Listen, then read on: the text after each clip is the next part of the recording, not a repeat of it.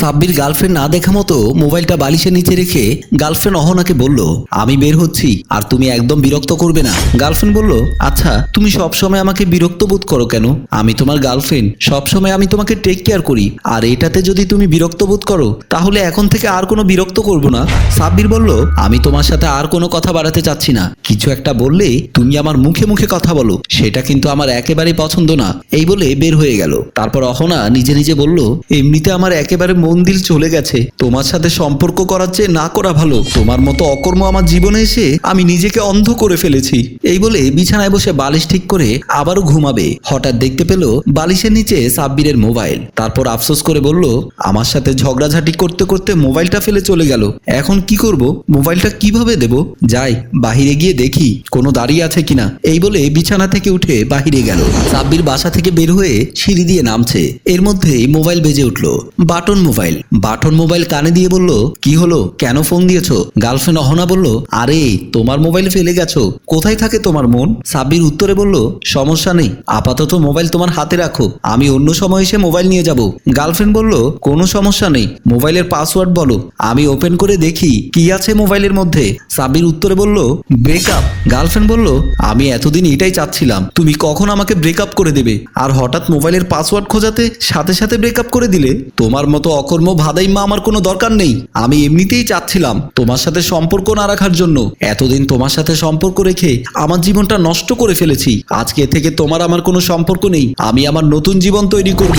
সাব্বির বলল, তোমার আসল চেহারা এখন ভেসে উঠলো, আমি তোমাকে সামান্য বললাম মোবাইলের পাসওয়ার্ড ব্রেকআপ, আর তুমি উল্টোপাল্টা শুনে তোমার মনের কথা প্রকাশ করে ফেললে। ঠিক আছে, তুমি যেহেতু আমার সাথে সম্পর্ক রাখবে না, আমারও দরকার নেই, মোবাইলটা আমার বাসায় নিয়ে এসো। অহনা বলল, আমি পারবো না, তুমি এসে নিয়ে যাও। সাব্বির বলল, আচ্ছা ঠিক আছে, আমি আসছি। এই বলে ফোন কেটে দিয়ে অহনার বাসার উদ্দেশ্যে গেল।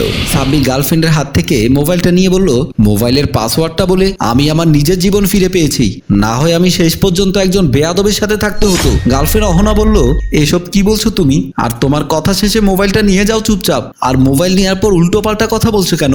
অকর্মা, বেয়াদব কোথাকার। সাব্বির বলল, আজকে আমি বেয়াদব অকর্মা বলে লটারি জিতে আমেরিকা চলে যাচ্ছি এবং 50 লক্ষ টাকা ক্যাশ পেয়েছি। গার্লফ্রেন্ড অবাক হয়ে বলল, তুমি এসব কি বলছো? চাপা মারার জায়গা পাচ্ছ না? সাব্বির হাসতে হাসতে বলল, আসলে আমি চাপা মারছি না, যা বলছি তা সত্যি। এই বলে পকেট থেকে 5-6টা হাজারি নোটের বান্ডিল বের করে এবং আমেরিকা যাওয়ার টিকিটটা দেখিয়ে বলল, এখন কি আমি চাপা মারছি? এগুলো দেখে বিশ্বাস হয় না, আসলে আমিও তোমাকে ট্রাই করছিলাম। গার্লফ্রেন্ড বলল, মানে কিসের জন্য ট্রাই করছো আমাকে? সাব্বির বলল, তাহলে শোনো। সাব্বির সোফায় বসে মোবাইল দেখছিল। হঠাৎ মোবাইলে একটা মেসেজ আসলো, লেখা আছে, ডিয়ার মিস্টার সাব্বির, আপনি লটারিতে জিতেছেন ক্যাশ 50 লক্ষ টাকা ও আমেরিকা যাওয়ার প্রসেসিং সহ ফ্রি। ক্যাশ টাকা সহ আপনার লটারি সমস্ত এগ্রিমেন্ট একটু পর বাসায় পৌঁছাবে। সাব্বির মেসেজটা পড়ার পর খুশি হয়ে মায়ের কাছে গেল।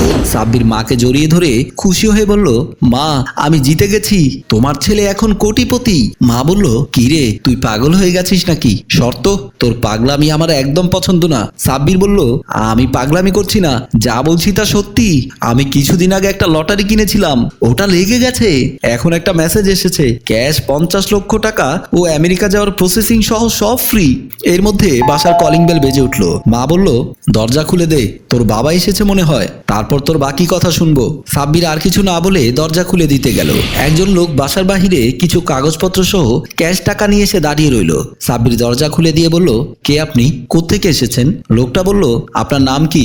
সাব্বির বলল, আমার নাম সাব্বির। আর এগুলো কি নিয়ে এসেছেন? লোকটা বলল, আপনাকে অভিনন্দন, আমি এজেন্সি থেকে এসেছি আপনার সমস্ত এগ্রিমেন্ট ও ক্যাশ টাকা নিয়ে, এই নেন আপনার সমস্ত টাকা ও কাগজপত্র। সাব্বির খুশি হয়ে কাগজপত্র টাকা সহ নিয়ে বলল, আপনি ভেতরে এসে বসুন। লোকটা বলল, নো থ্যাঙ্কস।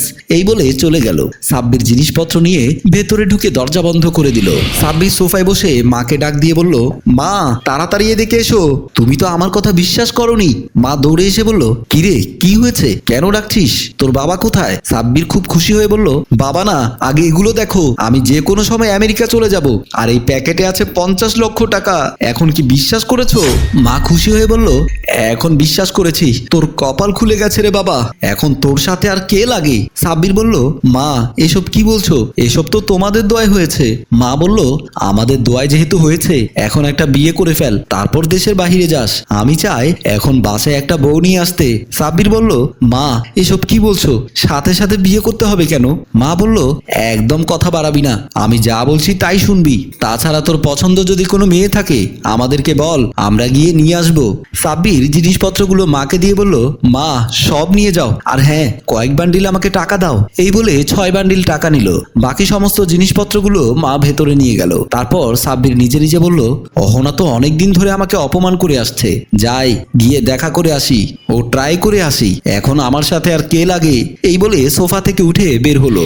অহনা সব ঘটনা শোনার পর সাব্বিরের হাত ধরে বলল, প্লিজ তুমি আমাকে ক্ষমা করে দাও, আসলে আমি জানতাম না তুমি অতি শীঘ্রই এত কোটিপতি হয়ে যাবে, প্লিজ আমাকে ক্ষমা করে দাও। সাব্বির বলল, লোভীকে কোনো ক্ষমা করতে নেই, লোভীরা সব সময় লোভ করতে থাকে। তাছাড়া এতদিন ধরে তুমি আমাকে অনেক অপমান করেছো, আমি 1 মিনিটের জন্য তোমাকে আমার করে নিতে চাচ্ছি না। যাও তুমি তোমার মতো করে তৈরি হয়ে নাও, দেখি আমি আমার মতো করে গোছাতে পারি কিনা। ভালো থেকো, সুস্থ থেকো। এই বলে চলে গেল। তারপর অহনার সামনে হাত বাড়িয়ে নিজে নিজে বলল, শেষ পর্যন্ত আমিই ঠকে গেলাম। কেন তার মুখে মুখে কথা বলেছি, না বুঝে না শুনে বেশি বলে ফেলে এই অবস্থা। আমি নিজ থেকে তাকে ব্রেকআপ করে দিতে চেয়েছিলাম, আর সে আমাকে ব্রেকআপ করে দিয়ে চলে গেল। সম্মানিত ভিউয়ার্স, গল্পটি ভালো লাগলে শেয়ার এবং লাইক কমেন্ট করে জানাবেন। রচনায় আবু সাইদ রিয়ান, পরিচালনায় রেজাউল কবির চৌধুরী, প্রযোজনায় মুনতাসির মুন্না।